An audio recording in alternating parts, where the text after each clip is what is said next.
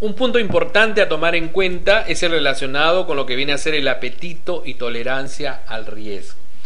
¿Qué cosa viene a ser el apetito y tolerancia al riesgo? Cuando nosotros hablamos de apetito y tolerancia al riesgo, nos estamos refiriendo por apetito a cuál es el nivel de riesgos al que estamos dispuestos a aceptar, ¿no? O sea, no todas las organizaciones aceptan el mismo nivel de riesgos, ¿no? O sea, se supone que cuando, por ejemplo, yo establezco la evaluación de mis riesgos a través de las perspectivas de la frecuencia del impacto, voy a mapear mis riesgos en diferentes niveles. Recordemos que tenemos riesgos bajos, riesgos medios, riesgos altos, ¿no? Entonces, no todas las organizaciones tienen el mismo apetito por riesgos. Entonces, cuando yo defino los elementos que me permiten medir la frecuencia y el impacto que me puede generar un determinado riesgo, ¿no?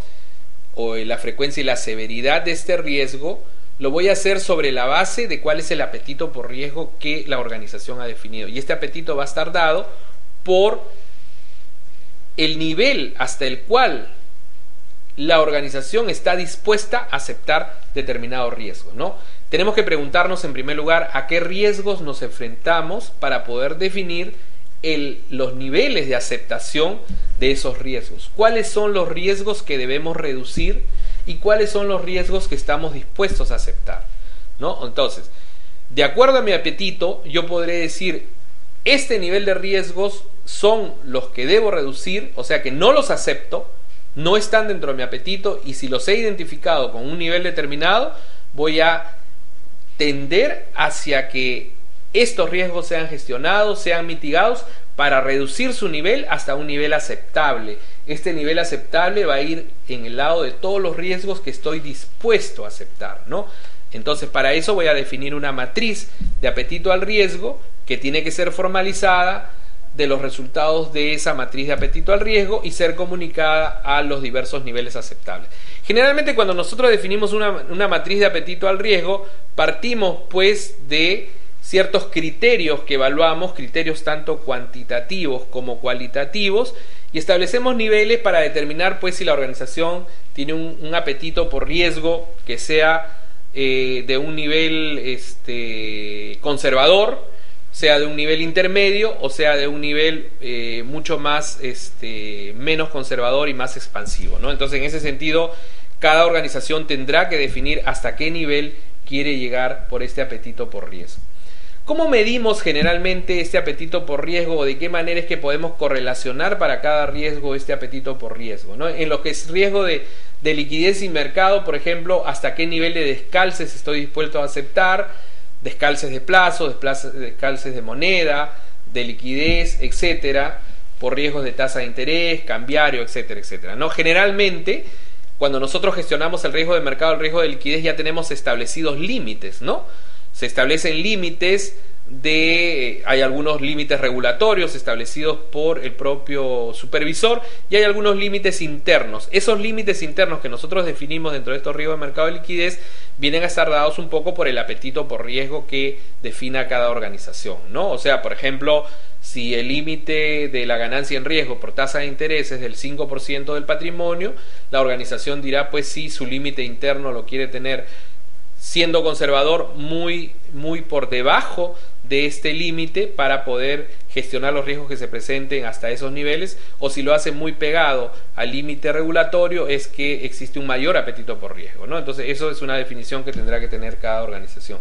En cuanto a los riesgos de crédito, para poder definir el apetito por riesgo tenemos que ver cuál es la probabilidad de incumplimiento del cliente, y también lo podemos manejar a través de niveles de concentración de cartera, ¿no? Hasta qué nivel de concentración de cartera estoy dispuesto a aceptar un riesgo, ¿no? O sea, supongamos de que la organización defina pues de que no se debe concentrar en un determinado segmento de mercado más allá del X% de la cartera. Ese porcentaje de la cartera que estamos poniendo para la concentración va a estar dado en función al nivel de apetito por riesgo que haya definido la organización. Sabemos que la concentración de riesgo crediticio significa que a mayor concentración estoy asumiendo un mayor riesgo, ¿no? Entonces, yo establezco porcentajes de concentración en determinados sectores, en determinadas zonas geográficas o en determinados tipos de clientes, y ese factor que estoy estableciendo, ese porcentaje, va a estar dado en función del apetito por riesgo que la organización tenga. Si tengo un mayor apetito por riesgo,